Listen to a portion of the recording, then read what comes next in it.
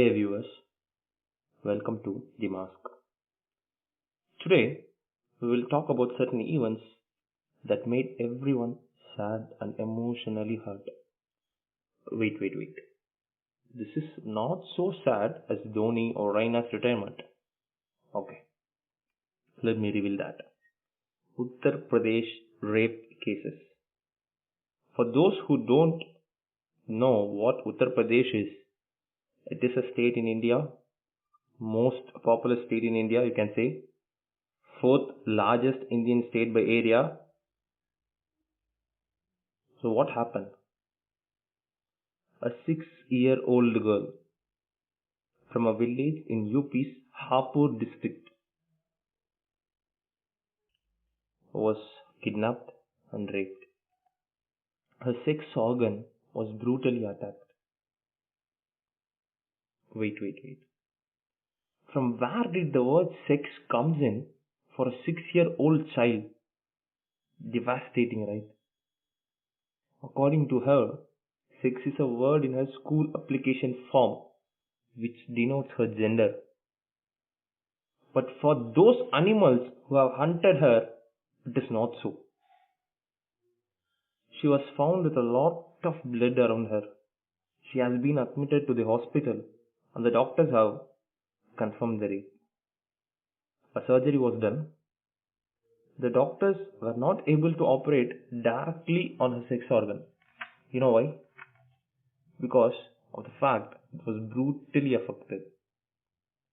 Then what did they do? They cut her lower abdomen, removed her excreta and whatever stuff that was there, and then they proceed with the operation. She is still under critical care. Let's pray to the Almighty for recovery. She was just playing around her home. Someone approached her with a chocolate and abducted her. After 5 days of search, the kidnapper has been arrested. So, how many people are aware of this incident before? If yes, kindly comment below. There have been so many cases and incidents like this. For all of us, this is just another news. But for those sisters, this is life. Another incident. 2 days before, 13-year-old girl, Dalit, same UP, Uttar Pradesh, Lahimpur Keri district, raped, eyes gouged out, tongue chopped, thrown out there in a sugar cane field. She has been choked to death, throttled by a dupatta around her neck. Police denies this. They say since she was thrown out on a sugarcane field, her eyes got gouged out like that. That's how her eyeballs appear to be ruptured, they say. I can tell you millions of incidents like this. And they go unnoticed. Recently in Delhi, a girl was tortured to death by cutting her off with the scissors. There have been millions of cases going on like this. So, what's the solution ahead? Can we say those poor children are responsible for this? Or is it the mindset of those culprits who believe whatever atrocities they do, they can easily escape using their power, position, and money? A criminal should fear a law, should fear that law will punish him if he does some heinous or something wrong, some heinous crimes. He will get that punishment. He should fear like that. But here, the law gives him hope that he can escape easily and safely through those smaller holes or using his power and position. Rape is one of the most terrible crimes on earth, and it happens every few minutes. The problem with the groups who deal with rape is that they just try to educate women about how to defend themselves. But what really needs to be done is teaching men not to rape. Go to the source and start there, man. Here in our country, using power and position, non-bailable offence gets converted into a bailable one. The culprit comes out on bail and burn alive those who made complaint against them right in front of the court. If you don't know what am I talking about, kindly search Google for Yunano case.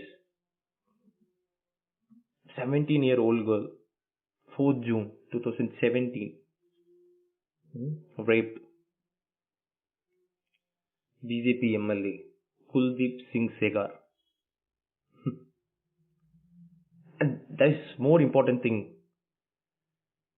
Under POCSO Act, we can't reveal the identity of the victim. But in reality, this media and even police, just like that, reveals the identity of the victim. Shame on us. News channels are here after TRP. I say, stop objectifying women. Let it be real life or cinemas. Stop objectifying them. Under Nirbhaya case, this is a duplicate name given to that case. Under Nirbhaya case, lots of funds have been allocated. Use them wisely. Take the example of Andhra Pradesh. Set separate, speedy mobile courts for trials related to women offence, that to rape and child abuse. Implement the existing laws without any sort of bias. No bias, unbiased implementation. That's what we want. And most importantly, we public should speak about these incidents, share these talks, and raise our voice against these, as if it has happened to our own family member. What's happened to all those criminals under whom trials are going on in courts? What's the track record? What are they doing now? They are roaming around liberally in the streets, getting bail, or the case gets closed like that. They should be made public. Strip them of their citizenship and nationality.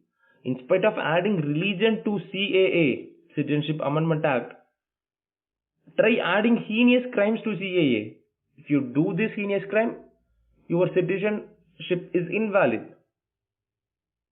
Do that. Think about this. Share this. Talk about this.